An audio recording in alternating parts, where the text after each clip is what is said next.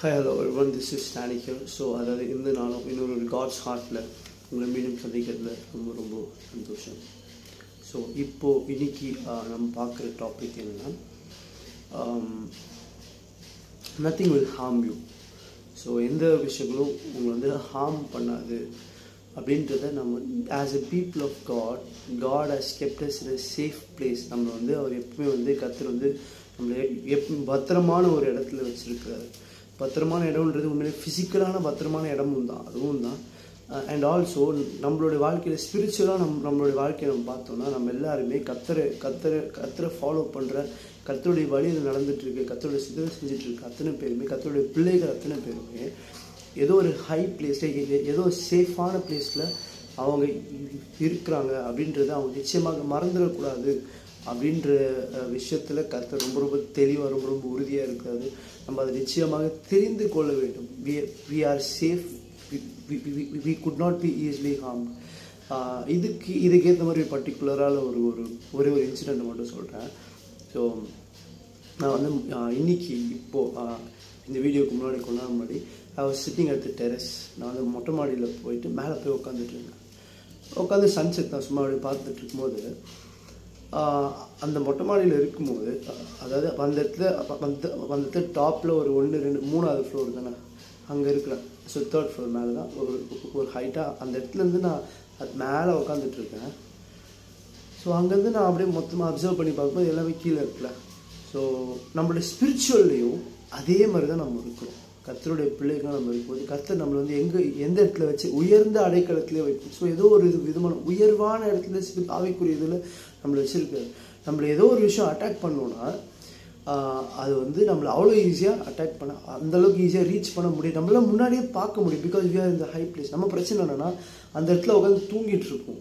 அந்த இடத்துல அப்சர்வேஷன் பண்ணி ஃபஸ்ட்டு நம்மளால பார்க்க முடியும் என்ன பிரச்சனை, எங்கே வருது, எப்படி வருதுன்றது நம்மளால பார்க்க முடியும். ஸோ நம்மளோட சென்சர்ஸ், நம்மளோட ஸ்பிரிச்சுவல் சென்சர்ஸை கொஞ்சம் ஷார்ப்பாக வச்சுட்டு நம்மளை சுற்றி இருக்கிற விஷயங்கள் இது வந்து எப்போ ஷார்ப் ஆகும்னா நம்மளை சுற்றி இருக்கிற மற்றவங்களோட நம்ம மற்றவங்க விஷயத்தில் வந்து நம்மளோட ஃப்ளெஷ்ஷான ஐஸில் மற்றதை பார்க்காம நம்மளோட ஸ்பிரிச்சுவல் ஐஸில் பார்க்கும்போது தான் நமக்கு ஒரு விஷயங்கள் நம்மளோட அந்த ஸ்பிரிச்சுவல் டிசைன்மெண்ட் இருக்கும்போது தான் நம்ம வந்து எல்லா விஷயங்களுக்கும் ப்ரிப்பேர்டாக இருக்க முடியும்.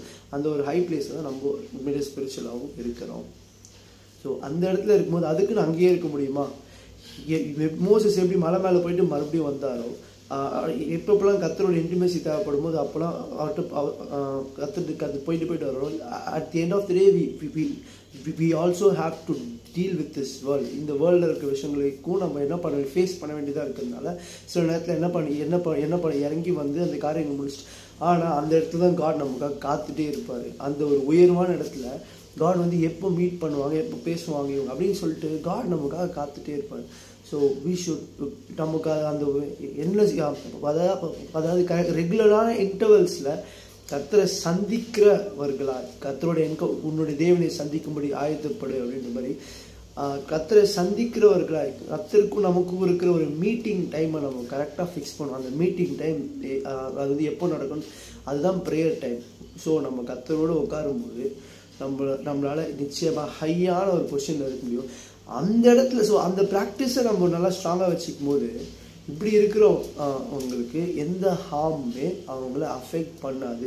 ஒரு சில விஷயங்கள் ஒருவேளை வரலாம், ஆனால் உங்களால் அங்கேருந்து வருதேன்னு கூட நீங்கள் வந்து பார்ப்பீங்க. அது நான் எப்படின்னா வந்துடுவேன்னு உங்ககிட்ட கூட சொல்லலாம். யாரோ ஒருத்தவங்க வந்து ஃபார் எக்ஸாம்பிள் ஏதோ ஒரு திருடை வந்து கீழேருந்து நான் அப்படின்னா மேலே வந்துடுவேன் அப்படின்ற மாதிரி ஒரு இன்டிமேஷன் கொடுத்து நான் வந்து நிச்சயமாக வருவேன்னு கூட சொல்லலாம். ஆனால் அவன் மிஞ்சி போனால் அந்த கீழே இருக்க கேட்டை கூட தாண்ட முடியாது. இப்போ சாதா வேர்ல்ட்லேயே இந்த மாதிரி இருக்கும்போது கர்த்தருடைய பிள்ளைகளாகிய நமக்கும் கர்த்தர் ஹை செக்யூரிட்டி, ஹை ப்ரொடெக்ஷன் அவர் நிச்சயமாக வச்சுருக்கிறாரு. ஸோ இந்த ஒரு பெனிஃபிட்டை நம்ம வந்து எப்போ என்ஜாய் பண்ண முடியும்னா நம்ம கர்த்தரோட ரெகுலர் இன்டர்வல்ஸில் மீட் பண்ணும்போது தான். அப்போது காட்ஸ் ஹார்ட் வந்து என் பிள்ளை என் கூட எப்போ பேசுவாங்க. கர்த்தர் உங்களுக்கும் அவருக்கும் இருக்கிற அந்த ஒரு உறவை ரொம்ப ரொம்ப ரொம்ப கர்த்தர் நம்மளோட ஊழியத்தை நேசிக்கிறாரோ இல்லையோ, நம்மளோட உறவை ரொம்ப நேசிக்கிறார். அவருக்கும் உங்களுக்கும் இருக்கிற உறவை நீங்கள் முற்றிலுமாக புதுப்பித்து கொள்ளும்போது உங்களை சுற்றி இப்போது ஒரு சில விஷயங்கள் ஹார்ம்ஃபுல்லாக இருக்குது போல இருக்கலாம், ஒரு மாதிரி இருக்கலாம். கர்த்தர் வந்து இதை நம்ம செய்யும்போது இதை அவர் ஃபுல் டேக் ஓவர் பண்ணுறாரு. ஒரு சாதா வாட்ச்மேன் இருந்தாலே அவனை தாண்டி வர முடியாது. அப்போ கர்த்தர் உங்களை ஃபுல்லாக ப்ரொடெக்ட் பண்ணி ஐ வில் வாட்ச் ஓவர் யூன்னு சொல்லியிருக்காருல்ல, அவர் ப்ரொடெக்ட் பண்ணார்னா என்ன தீங்கு நடக்க முடியும்? நடக்க வாய்ப்பே இல்லை. ஸோ கர்த்தர் உங்களை நிச்சயமாக ப்ரொடெக்ட் பண்ணுவாராங்க. No harm will affect you, nothing can harm you. So அதை நம்ம நிச்சயம் புரிஞ்சிக்க மாட்டோமா அப்படின்னு ஆண்டவர் நம்மளுக்கு அவர் வந்து என்ன ஆசைப்படுறாரு. ஸோ கர்த்தரை புரிஞ்சுக்கிட்டு அவரோடு இன்னும் கொஞ்சம் டீப்பராக போகிறவர்களாக கர்த்தர் நம்மளை நிச்சயமாக மாற்றுவாராங்க. அதாவது கரெக்டாக ரெகுலர் இன்டர்வல்ஸில் காடோட இருக்கிற அந்த ஒரு உறவை இன்னும் டீப்பராக கொண்டு போகிற கிருபையை கர்த்தர் உங்களுக்கும் எனக்கும் நிச்சயமாக தருவாராங்க. See you next video. Bye.